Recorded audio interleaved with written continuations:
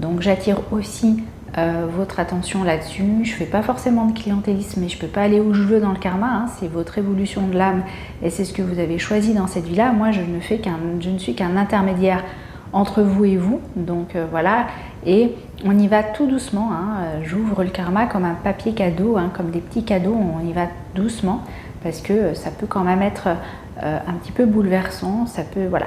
Mais sachez que si vous êtes attiré par ça, c'est que vous préparez déjà l'arrivée de gens dans votre famille qui peuvent être aussi des amis, hein. Il y a des enfants, mais il y a des amis, ça peut être des beaux enfants aussi, hein. C'est pas nécessairement toujours dans cette lignée, hein, voilà, dans cette comment dire, famille, voilà. Donc on se libère complètement entre guillemets de cette croyance du lien biologique aussi, hein, puisque dans les familles, eh bien, il y a des liens non biologiques, des enfants qui sont adoptés, des beaux enfants qui peuvent interagir complètement dans votre famille comme s'ils y avaient toujours été, et c'est aussi ce que vous pouvez préparer et ressentir.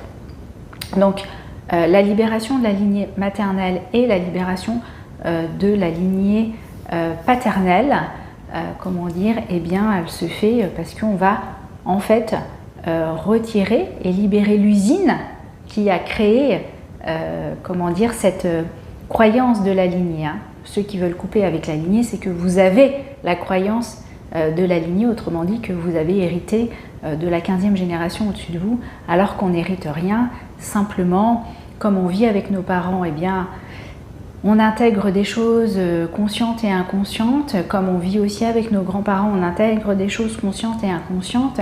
Et en fait, c'est comme ça que se crée le concept de la lignée.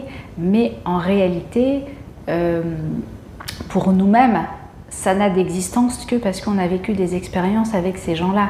Mais pour nous, réellement, si on veut créer une vie, eh bien, on a été imprégné de leur vie, directement ou indirectement, hein. C'est comme les maths à l'école, hein. Les additions, les soustractions, on les a apprises à l'école.